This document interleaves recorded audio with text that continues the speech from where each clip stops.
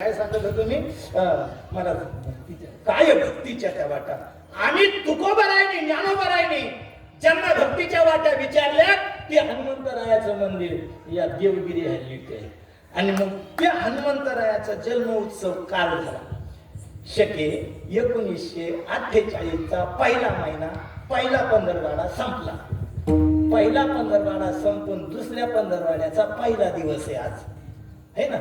त्याला पुनवे नंतरचा काळ पण म्हणतो बरोबर आहे.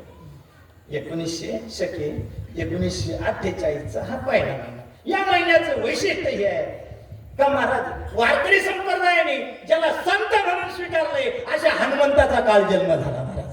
आणि असा पर्व काळ आपल्या सप्त्यामध्ये आलाय.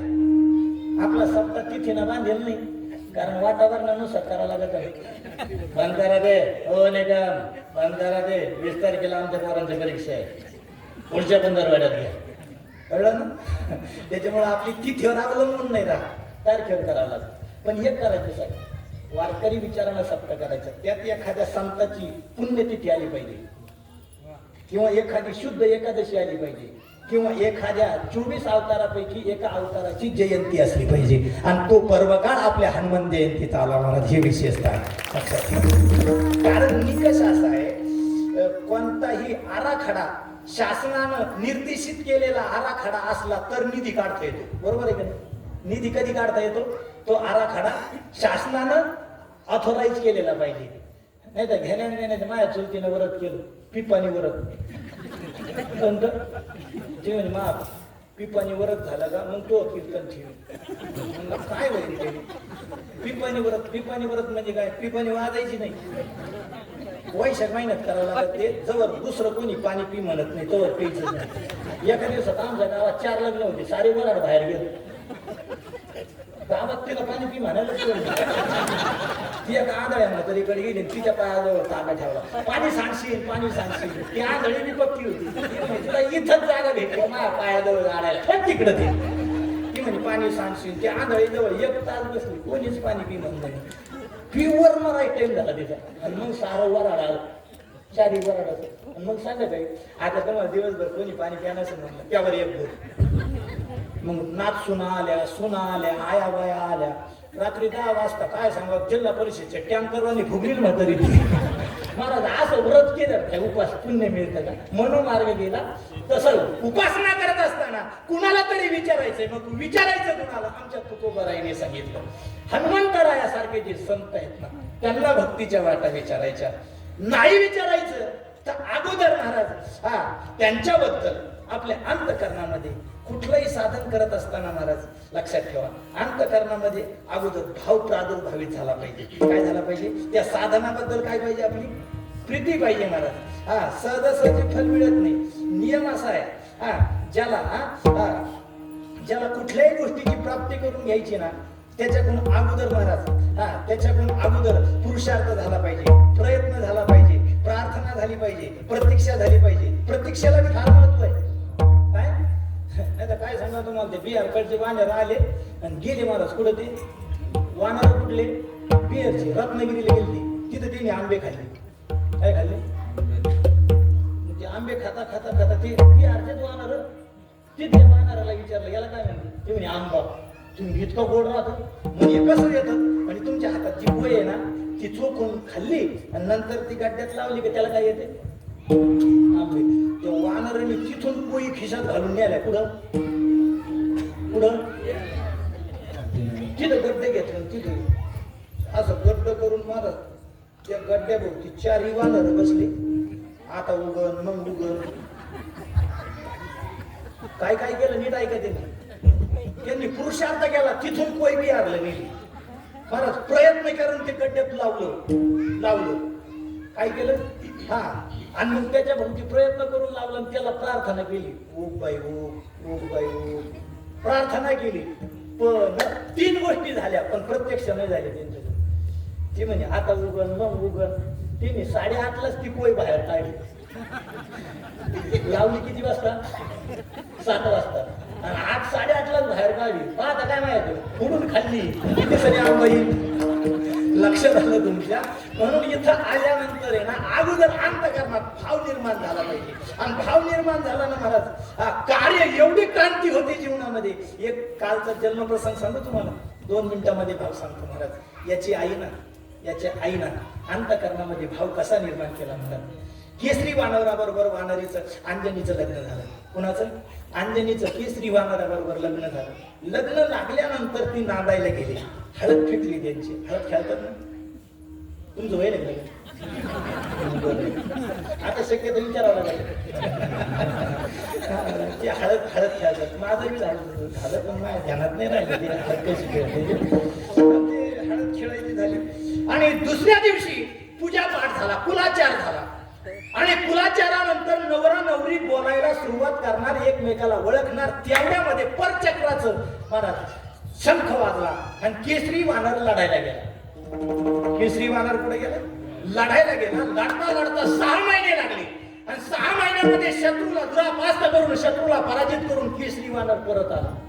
परत आलं तर अंगाला जखमा झाल्या होत्या. त्या जखमा भरायला 4 महिने लागले. किती? 4 महिने लागले. जखमा भरायला 4 महिने, युद्धाला 6 महिने लागले, जखमा भरायला 6 महिने लागले, 4 महिने लागले. आणि पुन्हा मला प्रसन्नतेनं शरीर फिटनेस कनेक्टिव्हिटी मिळण्यासाठी मला त्याच्यात 4 महिने गेले. तर पहिले 6, नंतर 4 आणि नंतर हे 4 किती झाले? 14 महिने. 14 महिन्यानंतर ते केसरी वानर आणि वानरी असणारी अंजनी माता यांचा एके दिवशी आयुष्यातल्या लग्नानंतरची पहिलीच मुलाखत त्यांच्या बेडरूम मध्ये त्यांची भेट झाली. अंजनीच्या अंगाला त्या केसरी वानरानं हात लावला. हात लावल्याबरोबर करवंदीच्या जाळीतून वाघीण निघावी तशी अंजनी धावली. ते केसरी वानर तो गप्पच झाला. ती म्हणजे भानगड काय? लग्नाला 1.5 वर्ष होत आले. लग्नानंतरची पहिलीच मुलाखत आहे. यानं विचारलं, हे मागं सरकलं. हे म्हणजे थांब थांब थांब, मी तुझं माझं लग्न झालंय. ते म्हणे बरोबर आहे. मग मी तुला पसंत नव्हतो, तुझ्या वडिलांना बळच लग्न लावलं का? ते म्हणे असं कोणत्याही चुकाट्यात ना घात घाल. म्हणे मग मी तुला पसंत नाही का? मग तसं काही नाही, आपलं लग्न झालं. आणि हो, मी तुझं पाणी ग्रहण केलं, अग्नीच्या साक्षीनं सप्तपदी केली. ती म्हणे बरोबर आहे. ती म्हणे बरोबर आहे. तर मग तुला महाराज ते गडबड ना, हाताचा नवरदेव असतो तर त्याला बघायला ऍडमिट करायला लागला. हे काय भानगडी म्हणून. पण वानर होता, संयमी होता, विवेकी होता. त्यानं सांगितलं ठीक आहे. काय झालं? ते म्हणे तसं काही नाही. तुम्ही परचक्र परतून लावायला गेले होते त्यावेळेला मी तुमच्या आईच्या डोळ्यात पाणी पाहिलं. त्या केसरी वानरानं लगेच तलवार बाहेर काढली. ते म्हणे हेच तुमचा प्रॉब्लेम आहे, ऐका. ती म्हणे माझ्या आईच्या डोळ्यात पाणी कोणी आणलं, कोणामुळे आणलं, त्याचा शिराच्छेद करून टाकतो. पण शब्द नीट ऐका मावल्या हो. त्यावेळेला अंजनीनं सांगितलं, तलवार हात लोटा. माझ्यासारखी सून तुमच्या आईच्या सेवेत असताना जगाची काय धानत आहे का वाकड्या नजरेने तिला बोलण्याची? लक्षात ठेवा, तुम्ही याला टाळ्या वाजू शकत नाही. ह्या गोष्टीला ह्या टाळ्या असं बोलू नये, चांगलं नाही. लक्षात ठेवा, आपल्याला काय घंटाभर कोणाला चांगलं म्हणायचं, निघून जायचं. यांनी ते वाक्य ऐकलं नसेल. तिला सांगितलं माझ्यासारखी सून असताना काय हरकत आहे, कोणाची मजा आलाय तुमच्या आईकडे वाकड्या नजरेनं पाहण्याची. यानं तलवार हात लोटली. म्हणजे मग कोण बोललं? ती म्हणजे बोललं बिललं कोण नाही. तुम्ही गेल्यानंतर मला माझ्याकडे वेळ होता, लग्न लावून मी या घरात पहिल्यांदा आले, तर मी माझ्या सासूबाईला आपल्या घराच्या चालीरीती परंपरा, किती शब्द वापरले मी, चाली रीती आणि परंपरा, त्या विचारल्या. त्या विचारत असताना माझ्या एक लक्षात आले, आपल्या वाड्याला लोक आमंत्रण सांगायला आले तर दुपारी कार्यक्रम असला तर संध्याकाळी जेवायला बोलवतात. कधी दुपारी कार्यक्रम असला तर संध्याकाळी जेवायला बोलवतात. आपल्या वाड्यातल्या बायांना बांगड्या भरायला कोणी बोलवत नाही. पुढे हळदी कुंकू असलं तर मुख्य मान कोणी देत नाही. कोणी भूत सोडायलाही कोणी आपल्याला बोलवत नाही. आणि लग्नात आपल्या वाड्यातल्या माणसाला गंध लावत नाही, मळवट भरत नाही, आपल्या बायांचे पाय धुत नाही. कळलं तुम्हाला? हे दक्षिणदार लोकांची कल्चर आहे, हिंदुस्थानी. जाऊ दे, तुझ्या विषयी मला मांडायचं नाही. पण तिनं हे सांगितलं. आणि मग मी माझ्या सासूबाईला, तुमच्या आईला विचारलं का नेमका आपल्या घराला असा कोणता कलंक आहे का त्या कलंकामुळे आपल्याला, खरं सांगतो तुम्हाला, संत वाङ्मय काळामध्ये 2 लोकांच्या कुळाला कलंक होता. ज्ञानोबारायांनी एका कुळाला अभंगाच्या हरिपाठाच्या पहिल्या अभंगाच्या शेवटच्या चरणात जागा दिली, द्वारकेचा राणा. पण त्यांचं कुळ बी असंच होतं महाराज. पांडव कुळाशी दोषच होता, तसं वानर कुळालाही दोष होता. आणि तो दोष असल्या कारणानं मी विचारलं तुमच्या आईनं सांगितलं, बाई आपल्या घराण्यात खूप मोठा दोष आहे. आपल्या घरातल्या सभासदाचं कोणी सकाळी सकाळी तोंड नाही पाहत. मग आई, तुम्ही आपल्यातल्या कोणी नाशिकला जाऊन नारायण नागबली नाही केला? लोकांच्या डोक्यात फटका भरलाय. दोष घालायचे असतील तर नारायण नागबली करायची. काय कधी कधी असं वाटतं आपणही कोणत्या लोकात परमार्थ करतोय काही कळतच नाही महाराज. कालबाह्य झालेली साधनं लोक इतकी आवडीला करतात, काय सांगावं तुम्हाला. ते अंजनीने विचारलं, म्हणे आपल्या वाड्यात कोणी केलं नाही? ते म्हणे पाय, या जगातून आपल्या कुळाचा कलंक घालवायचा असेल त्याच्यासाठी काही साधना करावी लागते. त्याच्यासाठी स्त्रियांनी व्रतस्थ राहावं लागतं आणि पुरुषांनी विवेक संपन्न, आचार संपन्न, संयमी राहावं लागतं. 2 शब्द वापरले मी. स्त्रिया कशा, काही लोक घेण्या देण्याचे कोणाची विधा कोणाची निंदा करते. हे आता कोणी काही घेण्या देण्याचे मला जोडी लागली. अरे त्यांच्या स्त्रिया ते संपत्ती निर्मितीमध्ये फेल असतील पण संतती निर्मितीमध्ये मास्टर आहेत. काय जे ग्रस्ती लोकांना संतती निर्माण करता आली ती लोक जगावर राज्य करू शकतात. काय बोललो मी? नियम आहे हा विज्ञानाचा. इथं नियम असा आहे. त्यांनी सांगितलं म्हणजे काय केलं म्हणजे आपल्या कुळाचा कलंक निष्ठून धुवून टाकायचा असेल त्याच्यासाठी काही व्रत करायचं. मी माझा प्रयत्न केला अंजनी, पण तुझ्या सासऱ्याकडे माझं काही चालू शकत नव्हतं. माझ्याकडून नाही जमलं ते. मग कशाने आपल्या कुळाचा कलंक जाईल? तिनं सांगितलं नीट आहे, आपल्या कुळाचा कलंक घालायचा असेल तर प्रार्थना करावं लागेल. काय प्रार्थना? आईचा पुत्र देई फक्त, आईचा पुत्र देई, आईचा पुत्र देई फक्त, आईचा पुत्र देई फक्त, आईचा पुत्र देई, पुत्र देई, आईचा पुत्र देई फक्त, आईचा पुत्र देई फक्त.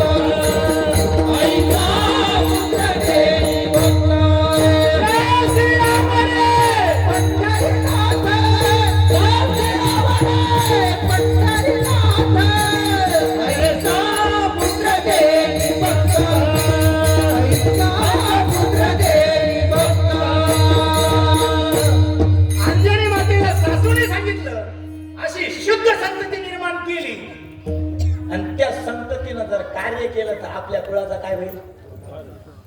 तिनं सांगितलं मग काय करावं लागेल त्याच्यासाठी? ती म्हणे काय नीट आहे का, मराठी व्याकरणाचे 2-3 क्रियापद आहे, वन आणि कर्ण. आता खरं सांगा, आपण मुलं आपल्याला होतात का आपण निर्माण करतो?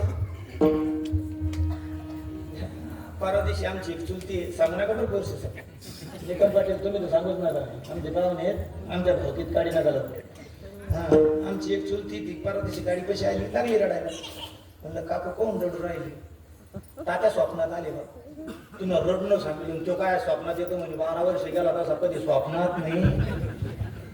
म्हणलं येईन काय तो तुकड्यावरी मारला परत. म्हणलं मग झालं काय? तिनं सांगितलं तो भाऊ मला बोलला मग तिचा लेख. म्हणलं असे कसे फायदा केले? ती म्हणजे काय याचे फायदा केले? देवानी दिले आणि म्या महाराज असे अवलादी नाही पाहिजे. ग्रस्ती माणसानं संतती निर्माण केली पाहिजे.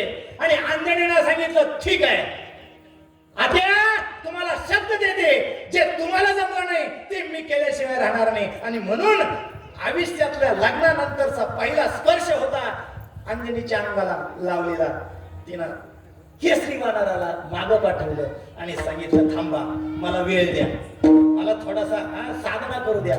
मग तिथून ती निघाली आणि करवंदीच्या जाळीत किष्किंधेच्या एका जाळीमध्ये तिनं आराधना सुरू केली, तपाची तपश्चर्या केली.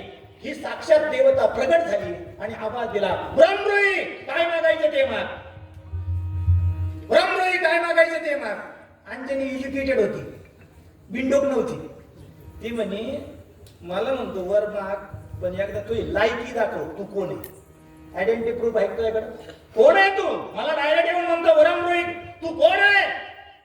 देवानं सांगितलं मी कोण आहे. आईसा तू समर्थ ब्रह्मांडाचा धनी, मी कोण आहे. वृक्षाची पाने हलेजाची सत्ता, मी तो आहे. ईश्वरानं आपला परिचय दिला. ते म्हणे मग काय लागत तुला. मग ईनं सांगितलं आता माझा परिचय आहे, ज्याला ग्रेनाइट नाही, मार्बल नाही, विटा माती नाही, ज्याचा सोन्याचा महल आहे ना, त्या राजवाड्यातल्या राजमहालातल्या राजाची मी पट्टाची राणी आहे. कोणती राणी आहे. पट्टाची राणी आहे, मानाची राणी आहे. मी भिकारचोट काहीतरी मागायला नाही तुझ्याकडे. मग मी संन्यासी नाही, मी ब्रह्मचारी कुमारिका नाही, मी त्या राजमहालातली गृहिणी, ग्रस्त आश्रमातली सम्राज्ञी आहे. मला माझ्या आयुष्यात मला असा मुलगा हवाय. कसा. नीट ऐक, नीट ऐक. ते म्हणे तो ज्ञानी पाहिजे. कसा पाहिजे. ज्ञानी पाहिजे, भक्त पाहिजे, पवित्र पाहिजे. हा नीट ऐक, ज्ञानी पाहिजे, भक्त पाहिजे, पवित्र पाहिजे, आणि कसा पाहिजे. बलवान आणि आयुष्यमान पाहिजे. महाराज त्या देवतेनं आपल्या टोरेज रूमची अप्रोच घेतला. असा जीव आहे का. कारण पदार्थ विज्ञान आणि अध्यात्म सायन्स असं सांगते सृष्टीच्या आरोपी जेवढे जीव म्हणजे अणु, जेवढे जीव असतील, जेवढे अणु असतील, तेवढे तितकेच प्रलयापर्यंत राहतात. एकही नवीन जन्माला येत नाही, एकही नाश पावत नाही. कारण जो नाश पावेल जाईल पुढं, आणि जो प्रादुर्भावित होईल त्याला पार्किंग घेऊन पुढे मिळेल. म्हणून नीट ऐका मायबाप. परिणाम असा झाला का त्या ठिकाणी त्यांची अवस्था अशी झाली, पाठवायचं कुठं. त्यानंच उत्तर दिलं असा जीव नाही म्हणे जगात. म्हणे जीव नाही, मग पड निघ मला. असा जीव नाही तर देव कसला तू. तिनं दगडच उच्चारलं. हे म्हणे थांब ना, ऑप्शन आहे ना. असा जीव नाहीये इतका. कसा. ज्ञानी, भक्त, पवित्र आणि उत्तम असा नाही. मग ती इच्छा, ती डिमांड पूर्ण करण्यासाठी मी तुझ्या पोटी येईल असा ईश्वरानं आशीर्वाद दिला. आणि चैत्र शुद्ध पौर्णिमेच्या दिवशी अंजनीच्या तपासाठी महारुद्र आले पोटी. लक्षात ठेवा. आणि मग या अंजनीना त्या पुत्राची निर्मिती झाल्यानंतर महाराज यानं इतकी त्या पंढरीनाथाच्या रामरायाची सेवा केली. आणि रामरायाच्या सेवेमुळे काय झालं, कपी कुळ उद्धरिले. आणि तिथून पुढं कलंकित असणारं कुळ, आता तिथून पुढं मारुतीराय जन्माला आल्यानंतर कीर्तनकार तर पाया पडायलाच लागले याच्या. पण दरुडे घालायला जाणारे सुद्धा अगोदर कोणाला नारळ फोडी ते कोणाला. तुम्हाला कसं माहिती, तुम्ही होते काय. कलंक गेला का नाही. पण त्याच्यासाठी मला शुद्ध बीजापोटी, पण अंतकरणामध्ये भाव पाहिजे. आणि मग असा भाव प्रकट झाला. तो भाव काय करील अभंगाच्या शेवटच्या चरणाला. तुकाने भाव, तुकाने भाव, तुकाने भाव, तुकाने भाव, तुकाने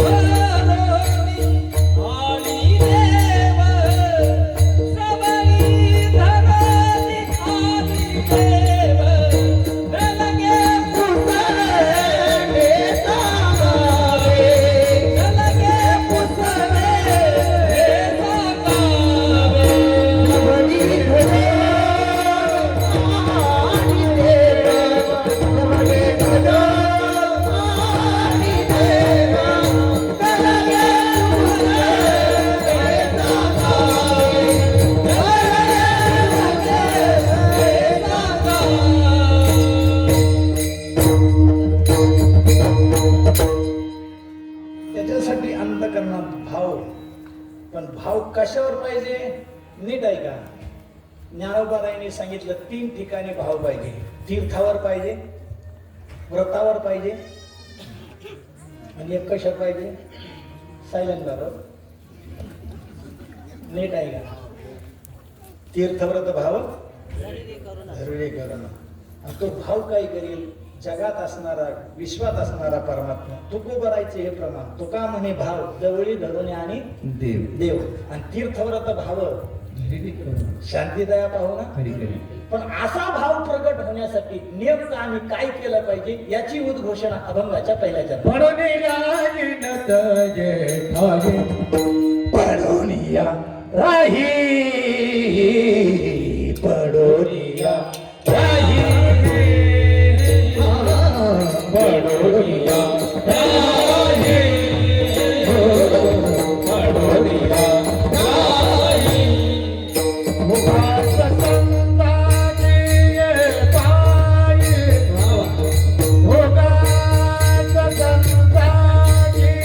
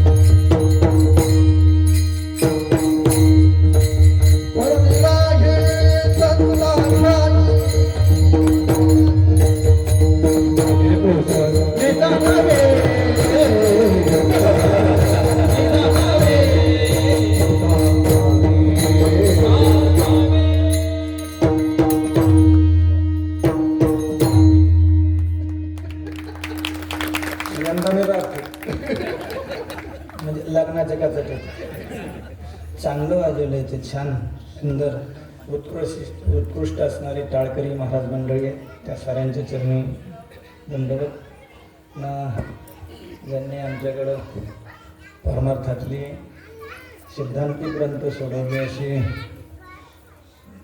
चालू आहे का अभ्यास चालू आहे. रेखाताई पंडित महाराज आपलं व्यासपीठ स्वस्तच सापडलं तुम्हाला, चांगली गोष्ट आहे. रेखा पंडितताई रेखा पंडित महाराज आमच्याकडे त्यांनी वेदांताचे काही ग्रंथ शिकले, पण त्यांना आता मार्क द्यायला काही हरकत नाही. आपल्या हाताखाली शिकणं एवढं सोपं नाही. हां, कारण चांगल्या रीतीनं तयारी केली त्यांनी, ग्रंथही सोडवले आणि ते व्यासपीठ चालक आहेत. पुन्हा या ठिकाणी असणारी इतर महाराज लोक हरिभक्तीपरायणांचे बोरसेताई, हरिभक्तीपरायणांच्या शालेय शिक्षिका, मी काय काझाकिस्तानावरून आमच्या दोन परिचय वारकरी शिक्षिका आहे, पण वारकरी सेवेमध्ये राहतात त्या. आमचे हरिभक्तीपरायण गायनाचार्य आमचे माळी वाडगावचे सोनवणे साहेब गायनाचार्य, पे पवार साहेब पेटीवर सारी मंडळी. आणि या सप्ताह कमिटीनं गोड असा उपक्रम राबवत आहे, पण थोडं गरम मला मारत होतं मी, पण तुमच्याकडून काही फॅन उपलब्ध नाही झाले आज.